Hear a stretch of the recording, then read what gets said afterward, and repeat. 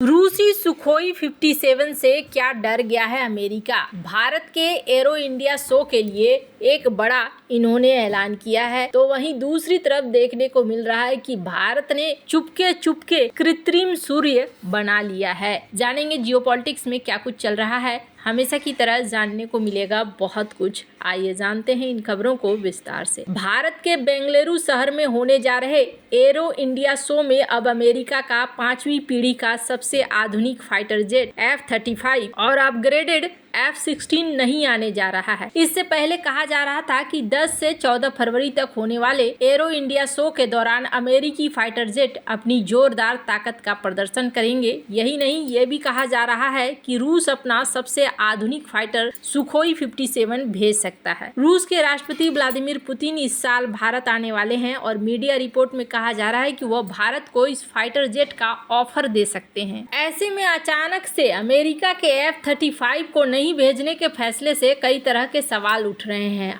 IDRW के report के मुताबिक एरो इंडिया शो के दौरान F-35 को मुख्य आकर्षण माना जा रहा था, लेकिन अब उसके नहीं आने के ऐलान से लोगों की उम्मीदों को झटका लगा है। अमेरिकी वायुसेना की कॉम्बैट कमांड इस फाइटर जेट का प्रदर्शन करती है। इसने अब ऐलान किया है कि वह भारत में एरो इंडिया शो में शामिल नहीं होने जा रही है। एरो इंडिया शो एशिया में सबसे बड़ी एरोस्पेस प्रदर्शनी होती है। इसमें दुनिया भर के देश अपनी नई सैन्य और नागरिक तकनीक का प्रदर्शन करते हैं। अमेरिका के इस फैसले से विश्लेषक हैरान हैं। अब तक अक्सर अमेरिकी वायुसेना एरो इंडिया शो के दौरान अपनी बड़ी मौजूदगी दिखाती रही है। अमेरिकी वायुसेना ने भारत नहीं आने के फैसले का ठीक ठाक कारण नहीं बताया है। इस तरह के प्रदर्शन के दौरान विभिन्न वायुसेना के बीच ज्ञान का आदान प्रदान होता है। वहीं मीडिया रिपोर्ट्स के मुताबिक पुतिन की भारत यात्रा से ठीक पहले होने जा रही इस प्रदर्शनी में रूस अपने सुखोई 57 फाइटर जेट को प्रदर्शित कर सकता है। भारत लगातार 5वीं पीढ़ी के फाइटर जेट के मामले में पिछड़ता जा रहा है और रूस इसे मौके के रूप में देख रहा है। वो भी तब जब भारत का तेजस फाइटर जेट प्रोग्राम भी पिछड़ता जा रहा है। माना जा रहा है कि पुतिन अपने भारत दौरे पर इस जेट की डील को लेकर जोर दे सकते हैं। बेंगलुरु के Yelahanka airbase arrow India show होने जा रहा है। ऐसा पहली बार होगा जब रूसी सुखोई 57 भारत में आएगा। इससे पहले नवंबर महीने में रूसी विमान चीन के जुआई एयर शो में गया था। ये किसी दूसरे देश में सुखोई 57 का पहला प्रदर्शन था। यह रूस का 5वीं पीढ़ी का फाइटर जेट है, जिसे कोमसोमोल्स्क में अमूर एविएशन प्लांट में बनाया गया है। रूस को उम्मीद है कि वो इसके जरिए अमेरिका के F-35 और चीन के J-20 को करारा जवाब दे सकेगा। हालांकि अभी तक सुखोई 57 के भारत आने के बारे में आधिकारिक रूप से रूस की ओर से कोई ऐलान नहीं किया गया है। भारत दशकों से रूसी फाइटर जेट का बड़ा खरीदार रहा है। सुखोई और मिग सीरीज के विमान भारतीय वायुसेना की ताकत रहे हैं। हालांकि अब भारत इसमें विविधता ला रहा है और अमेरिका तथा फ्रांस जैसे देशों के साथ यहाँ पर अलग अलग फाइटर जेट्स वगैरह को ले रहा है। पर जहाँ एक तरफ ये सब कुछ चल रहा है, वहीं दूसरी तरफ पृथ्वी पर सारा जीवन केवल उस विशाल परमाणु रिएक्टर की वजह से टिका है जो पृथ्वी पर अपनी असीमित कृपा बरसाता है। सूर्य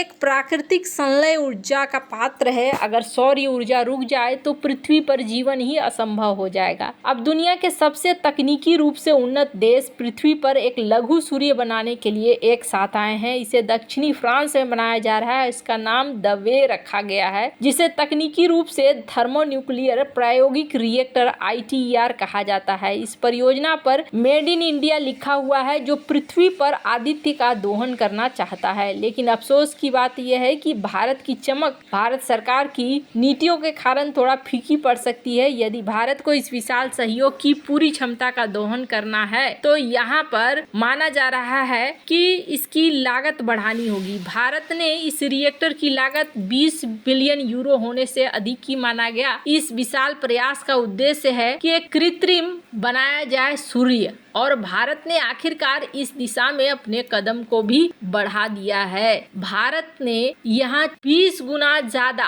सूर्य से भी ज्यादा क्षमता वाला क्या कृत्रिम सूर्य बना लिया है। और भारत एक बड़ी प्लानिंग कर रहा है। कहा जा रहा है कि वैसे तो चाइना इस वक्त दुनिया में छाया हुआ है, जब चाइना ने 1000 सेकेंड तक गर्मी जो सूर्य की है उसे जनरेट किया और उसे होल्ड किया। गर्मी सिर्फ जनरेट करना ही नहीं होता है, उसे होल्ड करके रखना भी ये बहुत बड़ी बात होती है। तो यहाँ दुनिया का फोकस चाइना के इस कृत्रिम सूर्य के ऊपर चला गया, जबकि भारत भी बना रहा है। 1980 में ही भारत ने फ्यूजन रिसर्च जर्नी शुरू कर दी थी। 1987 तक थोड़ा एक्सपीरियंस मिला था, लेकिन इस मामले में उस तरीके से बढ़ोतरी नहीं देखने को मिली थी। फिर भारत ने आदित्य बनाया था और यहाँ पर अभी भारत SST ऑपरेशनल कर चुका है। सिंस 2013 से इस टेक्नोलॉजी पर काम चल रहा है, जिसमें कहा जा रहा है कि सूरज के कोर से 20 गुना ज्यादा क्षमता वाला ये कृत्रिम सूर्य बनाया गया है। भारत इसमें 10% की हिस्सेदारी पर है, यानी कि 10% पैसा भारत ने इस पर लगाया है। अब SST-2 बनाया जा रहा है। हालांकि आपको लगेगा कि क्या ये भारत का अकेले का प्रोजेक्ट है, तो ये भारत का अकेले का प्रोजेक्ट नहीं है, बल्कि इस प्रोजेक्ट में शामिल है कई सारे देश। कृत्रिम सूर्य बनाने के तहत ये काम किया जा रहा है और माना जा रहा है कि अगर ये सफल हुआ, जो मिशन 1984 में शुरू हुआ था, 2001 में इसे अंतिम रूप दिया गया, मशीन का निर्माण 2005 में किया गया, 2013 में इसे पूरी तरीके से चालू कर दिया गया। SST-1 दुनिया का एकमात्र टोकामाक है जिसमें सुपर कंडक्टिंग टोरेटाइल फील्ड मैग्नेट है। परंपरागत रूप से ट्रांसफर क्रिया का काम किया है, जिसमें प्लाज्मा द्वितीयक के रूप में कार्य करता है। इस प्रकार बाहरी रूप से उत्पन्न ये एक नया चुंबकीय क्षेत्र पैदा करता है, जिसके बाद यहाँ पर ऊर्जा का निर्माण होता है। कृत्रिम सूर्य एक नई ताकत है जो कि हर कोई हासिल करना चाह रहा है और चाइना ने इस चीज में एक बड़ा अचीवमेंट हासिल करा है, जिसके तहत चाइना के पास ये शक्ति आ चुकी है। पर काफी पहले से भारत भी इस चीज को करना चाह रहा था, पर ये कहें कि जो फंड है वो एलोकेट नहीं हुए। चाइनीज आर्टिफिशियल सन ने यहाँ पर एक उल्लेखनीय सफलता हासिल की। वैज्ञानिकों ने करीब 17 मिनट के लिए 100 मिलियन डिग्री से अधिक का प्लाज्मा तापमान प्राप्त करने में सफलता प्राप्त की, जो कि एक विश्व रिकॉर्ड है। पिछली बार ये मशीन 403 सेकंड तक के लिए ऑन हुई थी। ये जो मशीन देख रहे हैं, कुछ इसी तरह के मशीन में एक ऊर्जा का उत्पादन होता है। शोधकर्ताओं को उम्मीद है कि ये नकली सूर्य जैसी मशीन परमाणु संलय के शक्ति का दोहन करने में मदद करेगी। सूर्य के अंदर स्वाभाविक रूप से होने वाली प्रतिक्रियाओं की नकल करके अस्थायी स्वच्छ ऊर्जा का उत्पादन कर सकती है, यानी ये प्रयोग भविष्य में असीमित ऊर्जा का स्रोत हो सकता है। वैज्ञानिकों ने प्रयोग के दौरान कृत्रिम सूर्य का तापमान 100 मिलियन डिग्री 10 करोड़ डिग्री तक पहुंचा दिया है, जबकि असली सूर्य के कोर का तापमान 15 मिलियन डिग्री सेल्सियस होता है, यानी कि ये मशीन सूर्य से 7 गुना अधिक गर्म जल सकता है। प्रायोगिक उन्नत सुपर कंडक्टिंग टोकाम ईस्ट सुविधा में काम करने वाले वैज्ञानिकों ने